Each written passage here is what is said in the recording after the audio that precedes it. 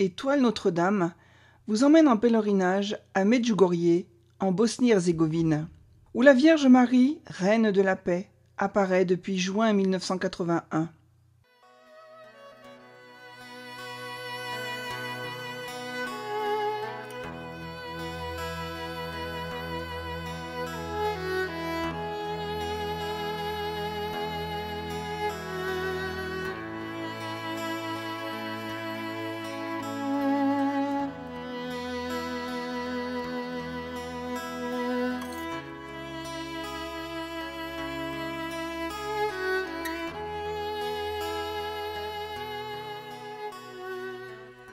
Medjugorje, le village entre les montagnes.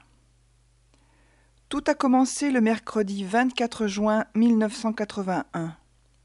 C'est la Saint-Jean, la fête de celui qui a précédé la lumière.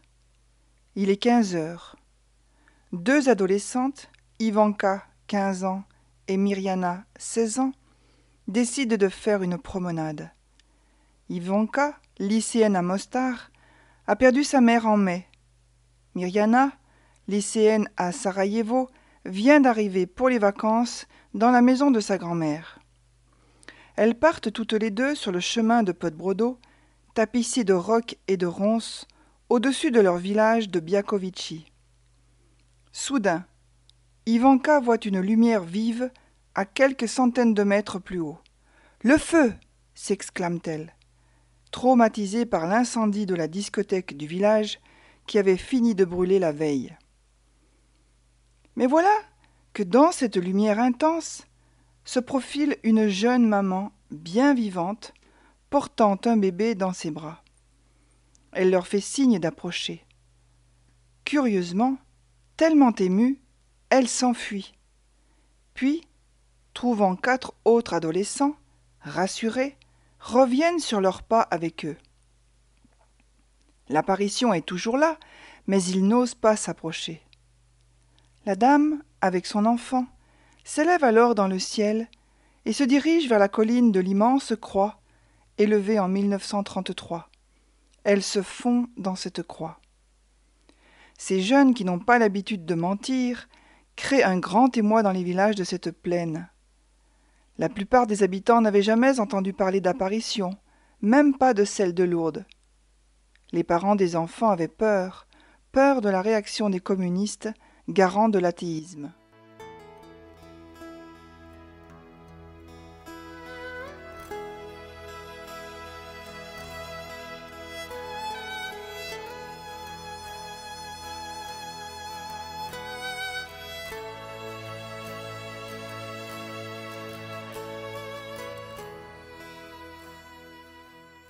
Le deuxième jour, le 25 juin à 18 heures, Ivanka, Mirjana et Vicka se sentent irrésistiblement attirés pour reprendre le chemin de la colline.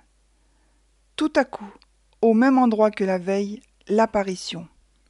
Vicka est fascinée, mais revient précipitamment au village prévenir Maria, qui la suit avec Yakov, son jeune cousin. Ivan, celui qui avait vu la veille, les rejoint avec 12 autres jeunes garçons et filles, mais lui seul voit. La Vierge, qui est à 500 mètres plus haut dans la colline, leur fait signe d'approcher. Cette fois, ils n'hésitent pas. Nous courions comme si nous étions portés, raconte Vicka. Nous ne sentions ni les pierres ni les ronces, comme si le sol était couvert d'une éponge de caoutchouc. Une quinzaine d'adultes qui les accompagnaient les rejoignent essoufflés. 5 minutes plus tard, ils les trouvent tous les 6 en extase, agenouillés, le visage transfiguré par la joie. Ils voient leurs lèvres bouger, mais n'entendent pas le son de leur voix. Puis, le regard des voyants s'élève en même temps. L'apparition vient de disparaître en montant. Les enfants se retournent. Ils sont revenus de leur extase, mais émus aux larmes, bouleversés. « C'est bien elle, dit Ivanka. » La dame de lumière était là, aimante, chaleureuse, à 1 mètre devant eux. Ils pouvaient la toucher. « Laisse-nous un signe sans quoi on nous croira folle, » avait demandé Mirjana, soucieuse du regard des autres. Elle avait souri. « Reviendras-tu » Elle a fait oui de la tête.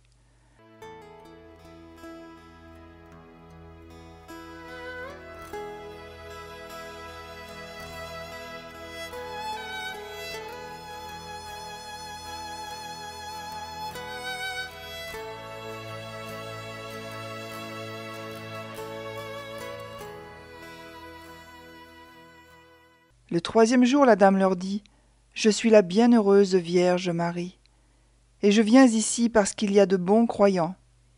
Convertissez-vous et faites la paix dans ce peuple. » Puis les premiers mots-clés du message « Paix, paix, paix, réconciliez-vous ».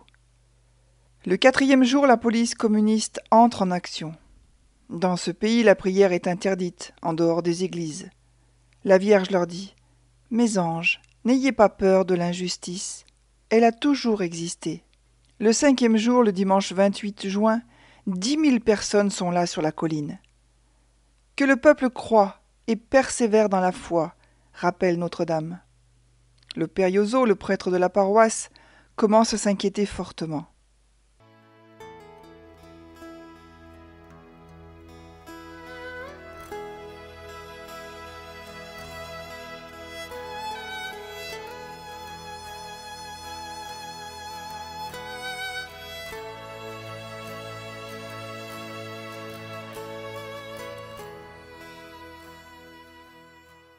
Les voyants continuent de voir la Vierge quotidiennement à la même heure, ensemble ou séparément. Ils la décrivent comme cela. Elle a une robe gris argenté, un voile blanc, une couronne d'étoiles non reliées entre elles, les yeux bleus, des boucles qui s'échappent du voile. Elle est de taille moyenne, jeune, 20 ans peut-être, c'est difficile à dire. Elle apparaît au-dessus du sol. Ses pieds, pris dans une sorte de nuée, ne touche pas terre. Quand elle prie avec nous, elle joint les mains. Quand elle nous parle, elle ouvre les bras. Elle nous parle croate. Sa voix est harmonieuse comme une musique. Elle ressemble à un chant mélodieux. Elle n'impose jamais rien, mais propose et conseille. Elle rayonne d'amour, que d'amour.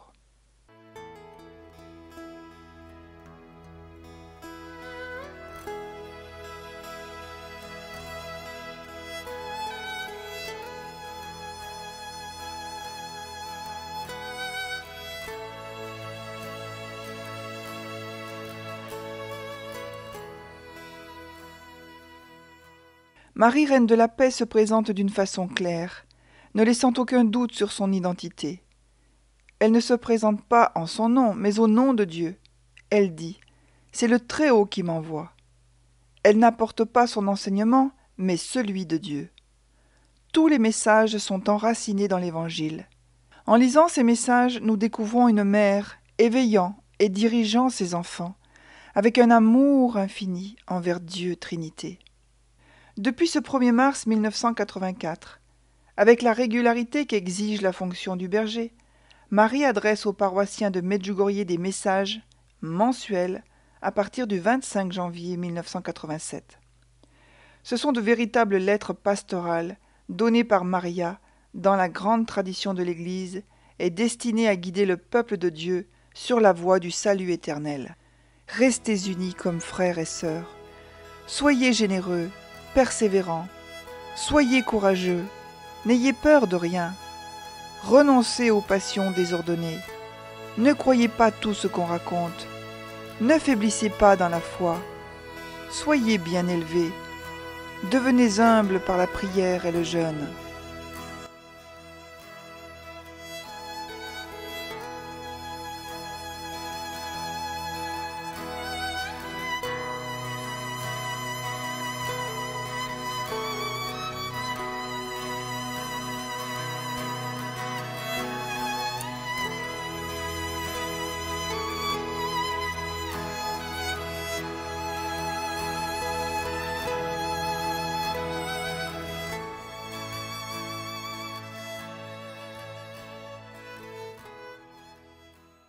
Je suis la reine de la paix, a dit Notre-Dame, dès le début des apparitions.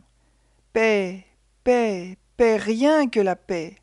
La paix doit régner entre l'homme et Dieu. La source de la paix de Notre-Dame, c'est Dieu. Et le lieu où se réalise cette paix, c'est le cœur de l'homme. La paix, c'est Dieu et l'homme ensemble. La paix que la Vierge Marie apporte au monde est celle de l'Évangile. Cette paix, le monde ne peut la donner. Je me suis présentée ici, en reine de la paix, pour dire au monde que la paix est nécessaire au salut de l'humanité.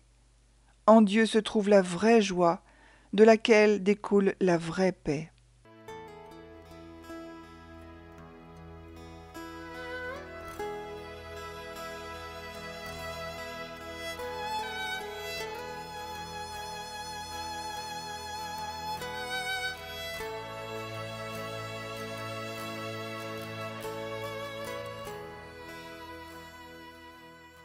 La foi ensuite, car la paix suppose la foi. La foi, c'est l'expression de tout l'être tendu vers Dieu. Le manque de foi est un bouclier que Dieu ne peut pas briser. Il conduit toujours à l'autodestruction. Je désire réveiller la foi de chaque croyant, mais ne veux obliger personne à rien qu'il ne ressente ni ne désire. La Vierge Marie vient à nous pour nous conférer ce don de la foi, nous inspirer ce oui à Dieu, si déprécié actuellement, et qui fait tant défaut aux hommes de notre civilisation. Ce oui qui est un abandon total à Dieu dans la foi.